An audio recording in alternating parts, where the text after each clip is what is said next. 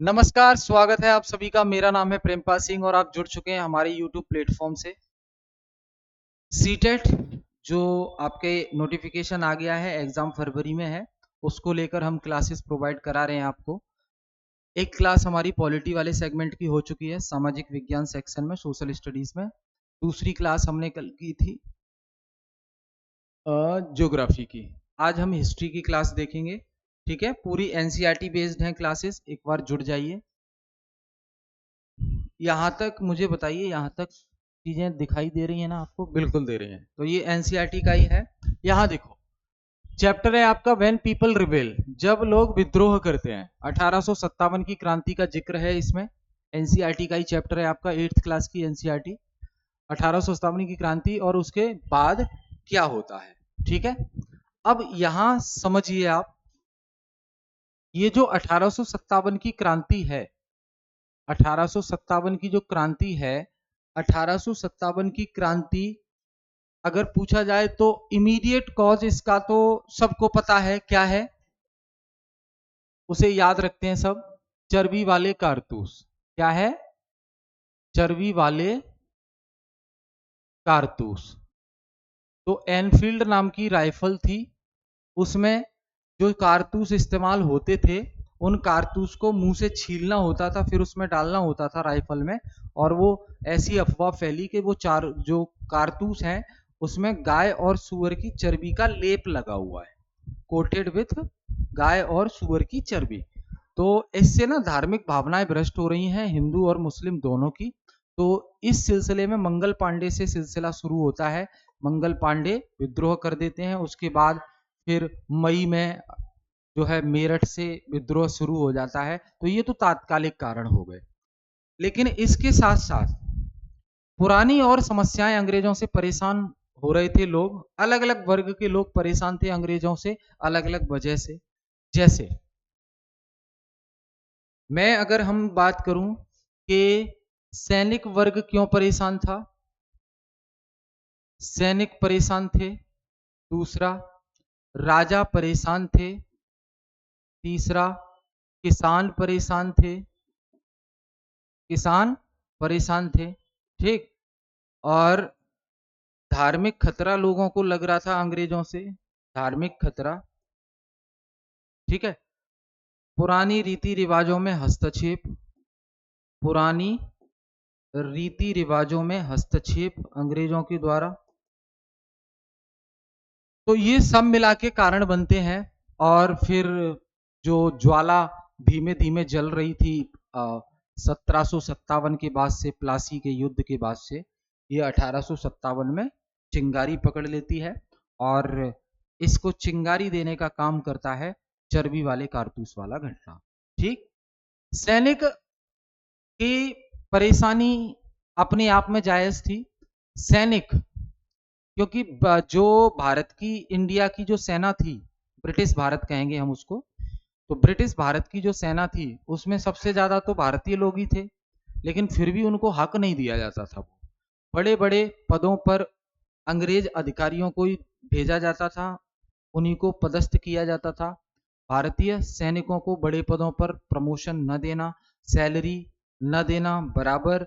और दूसरा, दूसरी जगह भी ब्रिटेन युद्ध लड़ने के लिए इनको भेजता था, अलग अलग मोर्चों पर। जैसे विश्व युद्ध में भेजा, विश्व युद्ध प्रथम हुआ 1914 से 18 तक, तो उसमें भी ब्रिटेन की तरफ से भारत के लोग गए, बलिदानी तो दिया। लगभग 8 लाख लोग गए, है ना, और 50,000 के आसपास मारे गए। तो ये क्या है? विद्रोही तो है, मतलब बलिदानी तो है। और तो इतना सब कुछ सैनिक कर रहे हैं, फिर भी आप बराबर का हक नहीं दे रहे हो उनको। ठीक। दूसरा, एक ये भी थोड़ा सा ट्रेडिशन था इनका, पुराना चलन रीति रिवाज था, मानते थे कि ये लोग मानते थे कि अगर हमने समुद्र पार करके कहीं लड़ाई करने गए तो समुद्र पार करने से हमारा धर्म भ्रष्ट हो जाएगा। ये एनसीईआरटी के 8th क्लास के एनसीईआरटी के चैप्टर 5 में लिखा हुआ है कि समुद्र पार करके जाने पर धर्म भ्रष्ट हो जाएगा। जबकि ब्रिटेन, ब्रिटेन का तो गुलाम सिर्फ इंडिया ही नहीं था उस समय। लगभग अगर कहें तो 25% जो टेरिटरी है वर्ल्ड की, उस पे ब्रिटेन जो है शासन कर रहा था, कॉलोनी बना रखा था, एशिया अफ्रीका दोनों जगह। ठीक। तो ब्रिटेन जहां जहां लड़ता तो उसकी गुलाम कंट्री से भी सेना को बुलाया जाता और अपने पक्ष में लड़वाया जाता। ठीक, तो सैनिक परेशान थे क्योंकि समुद्र पार करके उन्हें जाना होता है। तो इससे वो समझ रहे थे कि हमारा धर्म भ्रष्ट हो जाएगा, जाति भ्रष्ट हो जाएगी। सैनिकों की जी अपनी प्रॉब्लम थी। ठीक है, राजाओं की प्रॉब्लम क्या थी? तो जी राजाओं की प्रॉब्लम ये थी कि एक तो जो डॉक्ट्राइन ऑफ लेप्स थी डलहौजी की जो हड़प नीति थी, doctrine of lapse by Lord Dalhousie. हड़प नीति यानी कि किसी राजा का अपना वंशज नहीं है, संतान नहीं है, बेटा नहीं है, पुत्र नहीं है, तो गोद लिए हुए पुत्र को अगला उत्तराधिकारी नहीं बनाया जाएगा, और अगर खुद का बेटा नहीं है तो राजा के बाद पूरी जो साम्राज्य है वो ब्रिटेन के कंट्रोल में आ जाएगा। ये डर बन गया राजाओं के में, तो राजाओं में भी खटास पैदा हो गई इसको लेकर। ठीक है, उसके बाद किसान किसान अपने आप में परेशान थे। किसान क्यों परेशान थे? इनके लिए सबसे बड़ी प्रॉब्लम थी टैक्स वाली। अब आपने पढ़ा है, एक तो स्थाई बंदोबस्त एक व्यवस्था थी, स्थाई बंदोबस्त, परमानेंट सेटलमेंट, स्थाई बंदोबस्त। दूसरा महलवाड़ी, और तीसरा रैयतवाड़ी। ये टैक्स कलेक्शन वाले सिस्टम थे इनके, तो इससे परेशान थे टैक्स से। अब परमानेंट सेटलमेंट में क्या है भैया, फिक्स है, अगर उत्पादन नहीं हो रहा है तो भी दो, तो कहां से दें, समझ रहे हैं? तो किसान अपने आप में परेशान थे। दूसरा, टैक्स के अलावा जबरदस्ती और इंडिगो कल्टीवेशन करवाना, नील की खेती, ओपीएम कल्टीवेशन, अफीम की खेती। ठीक है, इससे क्या है, किसानों के खेतों की फर्टिलिटी कम हो जाती है, उपजाऊ शक्ति कम हो जाती है, नॉन फर्टाइल जैसे हो जाते हैं, तो किसान इससे बचना चाहते थे लेकिन दबाव डालकर करवाया गया। ठीक, किसान इसलिए परेशान थे। एक कुंवर सिंह थे, वो अपने आप में एक किसान थे और उन्होंने 1857 की क्रांति में भी नेतृत्व किया कुंवर सिंह ने। धार्मिक खतरा लोगों को ये था क्योंकि जो क्रिश्चियन थे अंग्रेज, वो क्रिश्चियनिटी को ज्यादा बढ़ावा दे रहे थे, मिशनरी एक्टिविटीज बढ़ने लगी थी, तो लोगों को अपने धर्म का खतरा बढ़ने लगा था। पुरानी रीति रिवाजों से छेड़खानी, इससे नाराज थे लोग, जैसे सती प्रथा को बंद कर दिया, हालांकि ये चीजें अच्छी थी। सती प्रथा को एबोलिश कर देना लॉर्ड विलियम बेंटिंग के द्वारा राजा राम मोहन राय के प्रयासों से। बाल विवाह, समझ रहे हैं, विधवा पुनर्विवाह, तो ये काम तो अच्छे हो रहे थे, लेकिन ये लोग समझते थे कि हमारे रीति रिवाजों से छेड़खानी हो रही है, हमारी जो परंपराएं चली आ रही हैं उससे छेड़खानी हो रही है, तो ये भी विरोध में थे। ठीक है भाई, तो ये हमने देखा कि कौन कौन लोग अंग्रेजों से परेशान थे। अब एनसीईआरटी देखते हैं आपकी क्या कह रही है। देखो, नवाब लूज देयर पावर, क्या हुआ, नवाबों ने अपनी सत्ता खो दी थी। 18वीं सदी के मध्य से नवाबों और राजाओं ने धीरे धीरे अपनी शक्ति और सम्मान खो दिया था, शक्ति और सम्मान खो दिया था। क्योंकि इधर देखो, बहादुर शाह जफर सेकंड, उसके लिए भी ऐलान कर दिया था अंग्रेजों ने कि तुम लास्ट मुगल एम्परर होगे, तुम्हारे बाद जो है कोई मुगल एम्परर नहीं बनेगा, समझ गए। कई दरबारों में ब्रिटिश रेजिडेंट नियुक्त किए गए थे, बहुत सारे जो राजाओं के दरबार थे उसमें ब्रिटिश रेजिडेंट नियुक्त किए गए थे, तो शासकों की जो स्वतंत्रता है वो घट गई, यानी कि प्राइवेसी कुछ रहा ही नहीं। ब्रिटिशर्स का रेजिडेंट अपॉइंट कर दिया गया है दरबार में, अब सब कुछ हो रहा है उसके सामने डिसीजन लिए जा रहे हैं। उनकी सेनाएं भंग कर दी गई थी सब्सिडरी अलायंस से। सहायक संधि, जो सहायक संधि आई थी उसमें उनकी खुद की सेनाएं, रियासतों की सेनाएं भंग करके अपनी सेनाएं प्रोवाइड कर दी गई और उनके राजस्व तथा क्षेत्र धीरे धीरे छीन लिए गए। तो ऐसे नवाबों की शक्ति कम हो रही है, देखिए एनसीईआरटी आपको समझा रही है। कई शासक परिवारों ने अपनी स्थिति बचाने के लिए कंपनी से समझौता करने की कोशिश की। बहुत से रूलर ऐसे थे जो अपनी स्थिति बचाना चाहते थे, तो उन्होंने समझौता करने की भी कोशिश की अंग्रेजों से, लेकिन कंपनी ने अपनी श्रेष्ठता कि हम ही सुप्रीम है और अपने सैन्य शक्ति पर भरोसा करते हुए उनकी सभी अपीलों को ठुकरा दिया।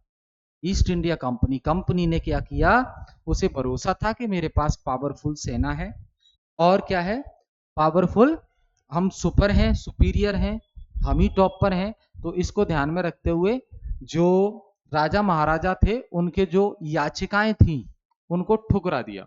1801 में अवध पर सहायक संधि थोप दी गई, सब्सिडरी अलायंस, सहायक संधि थोप दी गई और 1856 में यह कहकर अवध पर कब्जा कर लिया गया कि वहां सुशासन के लिए ब्रिटिश शासन आवश्यक है।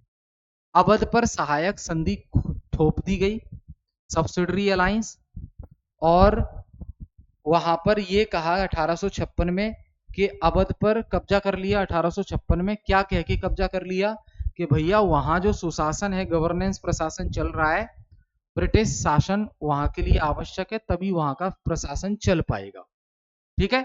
1856 में governor general Canning, lord Canning ने 1856 में डिसाइड किया कि Bahadur Shah Zafar second would be the last Mughal king. Lord Canning जो कि भारत के अंतिम गवर्नर जनरल थे, lord Canning was the last governor general of India, British India, and first viceroy of British India.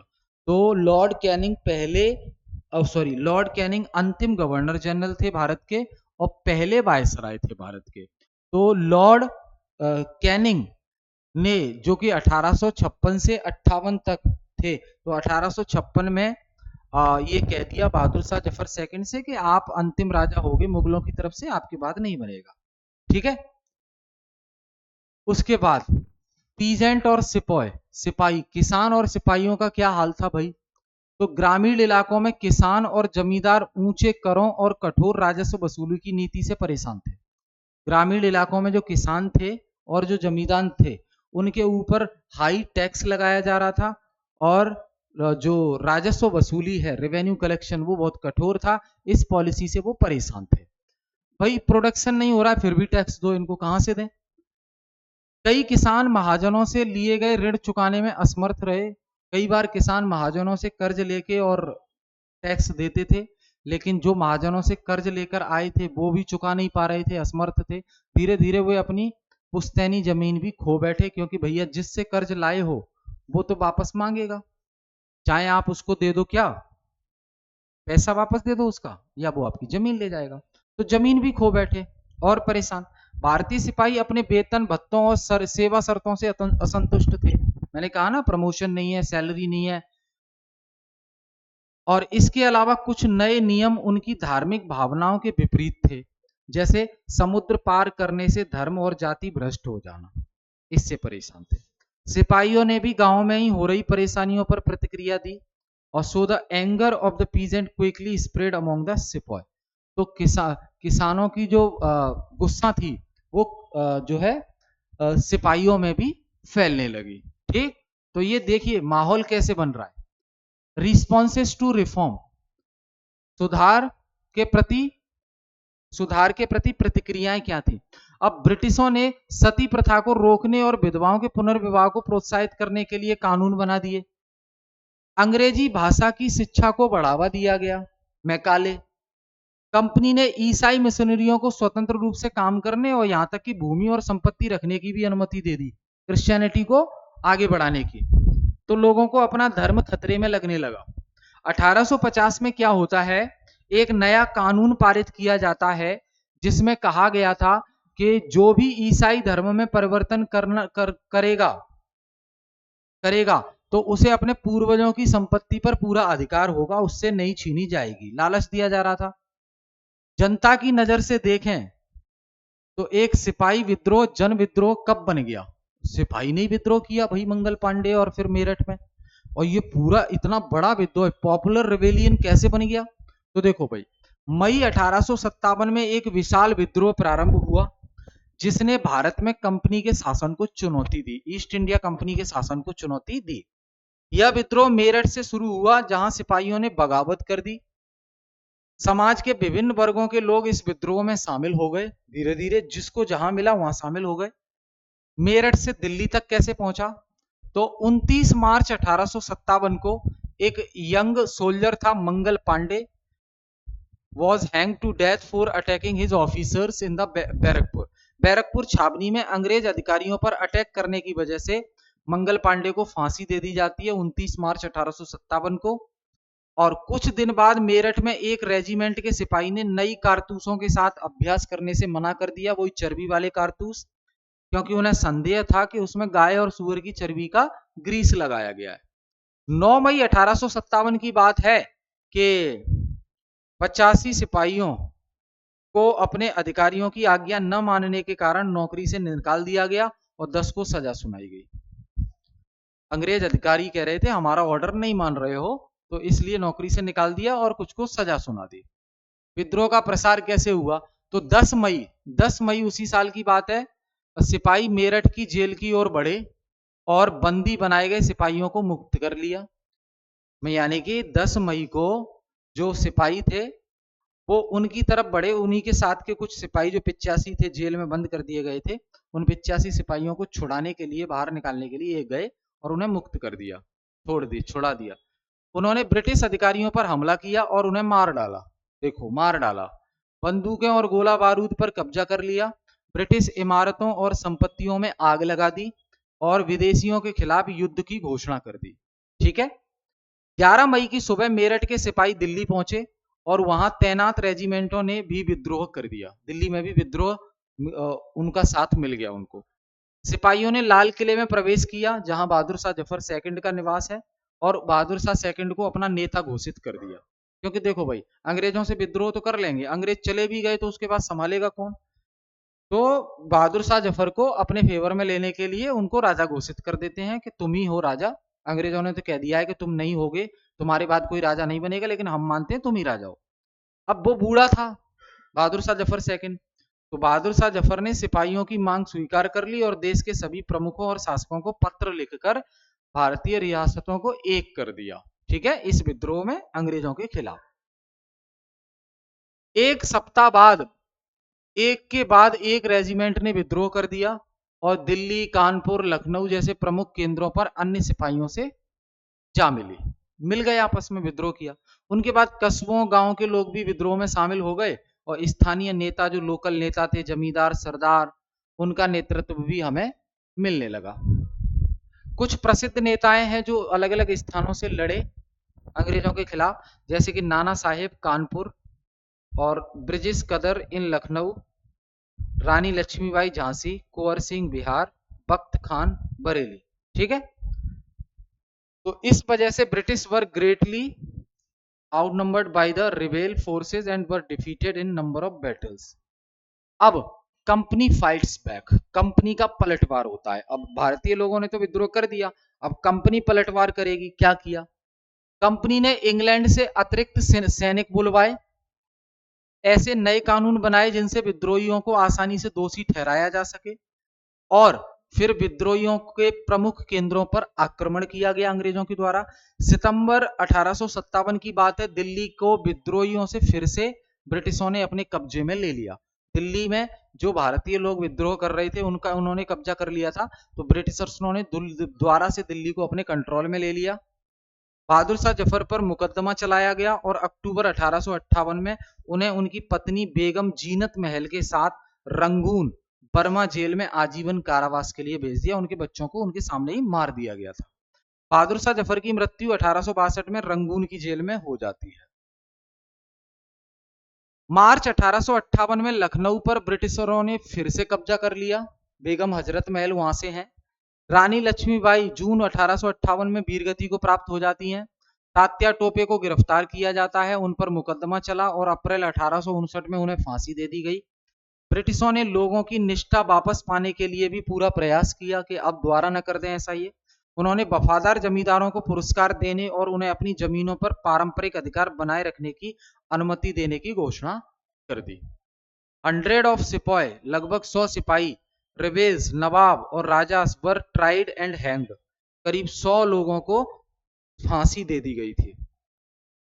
अब क्रांति तो हो गई भाई 1857 की, तो 1858 के बाद क्या क्या बदलाव लेकर आए अंग्रेज, जिससे दोबारा ऐसी क्रांति न करें ये लोग, इन्हें संतुष्ट करके रखें। तो ब्रिटेन की संसद ने 1858 में एक नया अधिनियम पारित किया और ईस्ट इंडिया कंपनी की सभी शक्तियां ब्रिटिश क्राउन को सौंप दी। Queen Victoria, East India Company के पास शक्ति थी, अब वो शक्ति क्राउन को सौंप दी। ब्रिटिश मंत्रिमंडल के एक सदस्य को भारत के लिए सेक्रेटरी ऑफ स्टेट नियुक्त किया गया, जो भारत के शासन से संबंधित सभी मामलों का उत्तरदायी होगा। देश के सभी शासकों को आश्वासन दिया गया कि भविष्य में उनकी रियासतों को ब्रिटिश शासन में शामिल नहीं किया जाएगा, यानी कि डॉक्ट्राइन ऑफ लेप्स को खत्म कर दिया गया जो डलहौजी ने चलाई थी। उन्हें अपने उत्तराधिकारियों, यहां तक कि गोद लिए हुए पुत्रों को भी अपना रियासत सौंपने की अनुमति दे दी गई। पहले गोद लिए हुए बच्चे को नहीं अलाउ था। भारतीय शासकों को ब्रिटिश क्राउन के अधीनस्थ माना गया, भारतीय शासकों को ब्रिटिश क्राउन के अंडर में माना गया। सेना में भारतीय सिपाहियों की संख्या घटाई गई, खासकर मुस्लिम संख्या, और यूरोपीय सैनिकों की संख्या बढ़ा दी गई, जिससे मेजॉरिटी हासिल न कर सकें, कहीं बाद में फिर से विद्रोह ना कर दें। मुसलमानों की जमीनें और संपत्तियां बड़े पैमाने पर जब्त की गई और उनके साथ संदेह और शत्रुता का व्यवहार किया जा रहा था। ब्रिटिशों ने यह निर्णय लिया कि वे भारत की जनता की पारंपरिक धार्मिक सामाजिक प्रथाओं का सम्मान करेंगे। अब तो करोगे ही जब विद्रोह हो गया। जमींदारों और भूस्वामियों की सुरक्षा के लिए नीतियां बनाई गई ताकि उन्हें अपनी जमीनों पर अधिकार की गारंटी मिल सके। तो ये है भाई क्लास 8th का रिवोल्ट ऑफ 1857।